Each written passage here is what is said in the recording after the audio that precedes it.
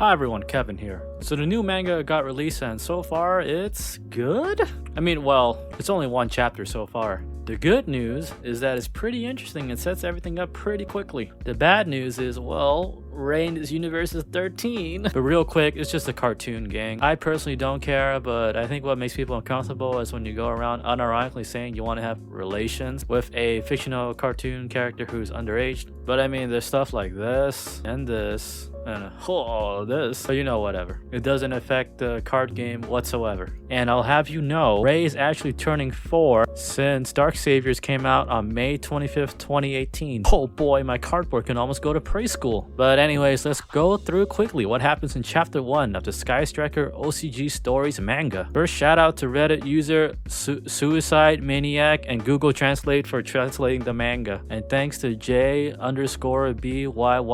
from the Twitters for the Raye'S. And without further ado, let's get into it. We first see the familiar image of a card, which then splits in half like a door, showing the world of Skystrikers. We overlook the peaceful town of Kama as our heroine Raye is on top of a rooftop smelling the flowers growing. We hear some commotion below. We find it's her robot friends, Pylon and the recently revealed Elerion. They're concerned that Raye might hurt herself since humans can't just replace parts for new ones. Raye jumps from the rooftop saying it's just a shortcut back to her room. We find out that Kama is clean and very beautiful, only that there's one problem. Raye is the only human that lives there. In fact, she's the only sole surviving human left on the planet. Raye finally arrives back to her room, and we find that her caretaker, Sela, isn't too happy about her improper behavior, looking all dusty and dirty. Also, look, Karibo! There's a little comedic relief that happens as Sela's broom is revealed to be a vacuum cleaner too, and she gets all the dust out of Raye's hair. Sela scolds Raye, telling her humans must always remain clean and hygienic, because unlike machines, she could be hit with sickness in a heartbeat. Her surrogate mother also mentions that humans become more impudent and rude as they get older. Raye says Sela is her surrogate mother, but she looks a lot younger than herself. Sela reveals she was maybe built about 300 years ago? About, Raye comments. Even machines could lie about stuff, huh? Sela suddenly notices that Raye should be at school right now. Raye says she forgot something as an excuse. Please don't be forgetful, Sela says, and that Raye is banned from entering through the window. Her two friends Pylon and Elerion are waiting for her, and they share a wholesome moment. We move to the school at the Arceus training grounds, where Raye is sparring against Elerion and Pylon. Off to the side, we see their teacher, Arceus, observing their battle. Elerion and Pylon believe they have the advantage since they have motion prediction functions, and that she's never been able to beat them before. However, Raye has recently come up with a new technique, Clap.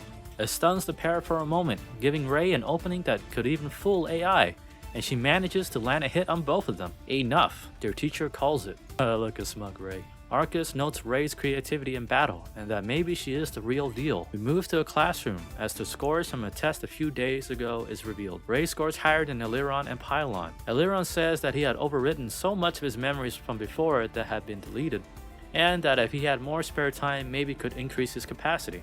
Their other teacher, Himmel, says it's possible because of their emotion circuitry. The more they use it, the more human-like they become.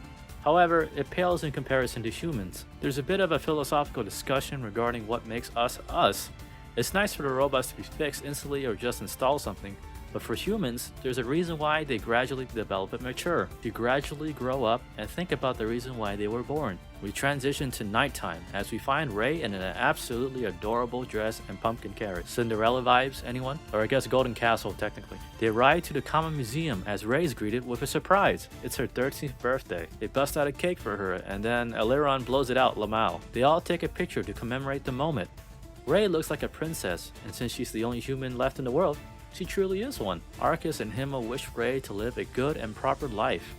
Raye promises she will always do the right thing. Aw, look at how happy Raye is. Jesus Christ, I'm sorry, but we must protect this smile. And since it's her birthday, she is granted one wish. Raye wishes to see what's outside of the town. They refuse. Anything but that. Raye asks why. That's next year, Himmel says. Something that humans would not be able to accept until they become older. Suddenly, Arceus, Sela, and Himmel feel something. They leave. The three decide to display the picture in the museum, and we get some more backstory. In the distant past, there were once many humans on the planet, and during that time, their nation began a war with the enemy nation, Spectra. We see what looks like a prototype Skystriker suit, a suit that turns humans into weapons.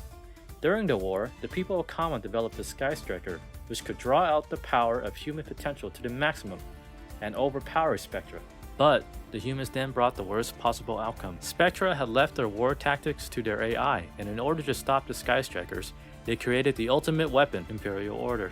Just kidding. It was a satellite weapon that only killed humans. A few hundred years later, humanity was completely wiped out, and only the AI remained. Rey was a miraculous discovery, born from her fertilized egg, and in order to raise Rey, the AI known as the Three Magi, Arcus, Himmel, and Sela, created the town in the most remote part of Kama, and also some friends were made for her. We see what looks like a Japanese artifact, which says all things must pass, meaning things don't last forever.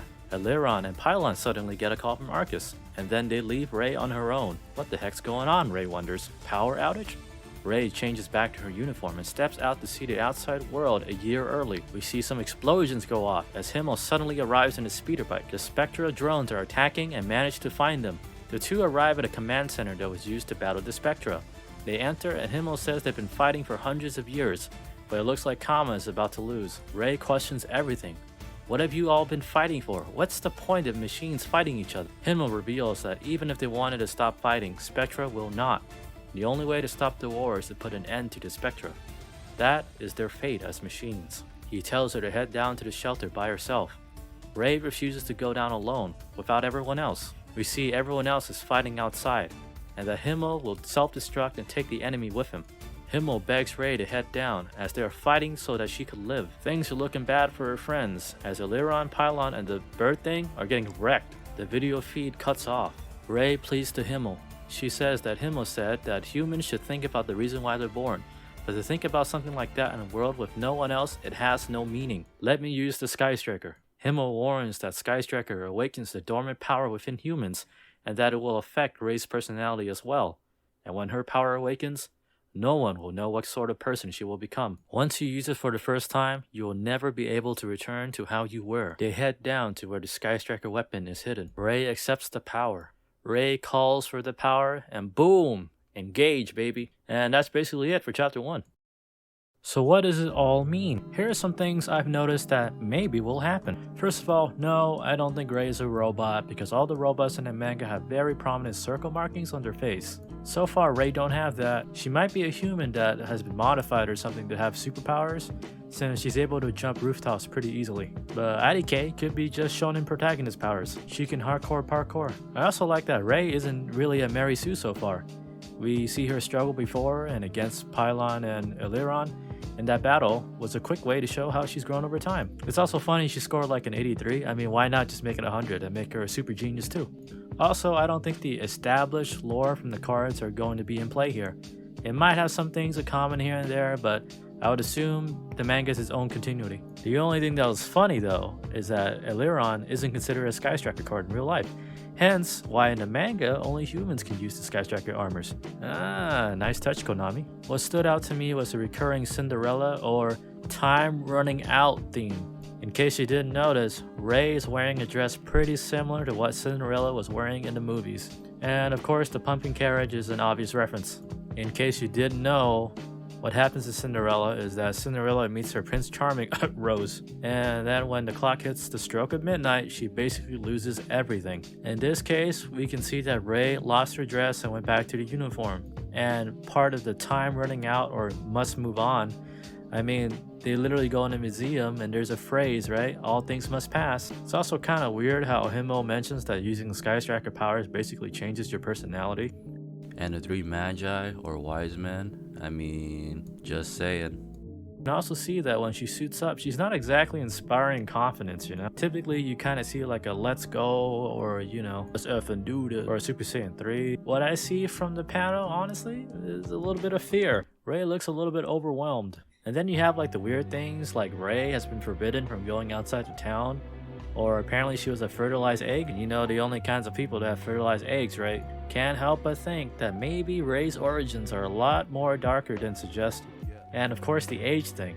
I've also heard that apparently in Japan, people really think that Rey's age is really young, even for Japanese standards. So maybe the 13 thing is not so permanent. But don't hold your breath, Sailor Moon is in middle school. Finally, the big elephant is, where's Rose? I'm guessing she'll probably show up pretty soon, and meeting her will turn Rey's world upside down. Seeing another human when you've been told your entire life you're the last one It's gonna make you question a lot of things. It's gonna be okay, Ray. To be honest, I don't see the ending being a really super happy one, but maybe a little bit bittersweet. I don't know. This is too much, man, for a Jun's card game if it goes down that road. Overall, though, I'm pretty excited and looking forward to see what happens next.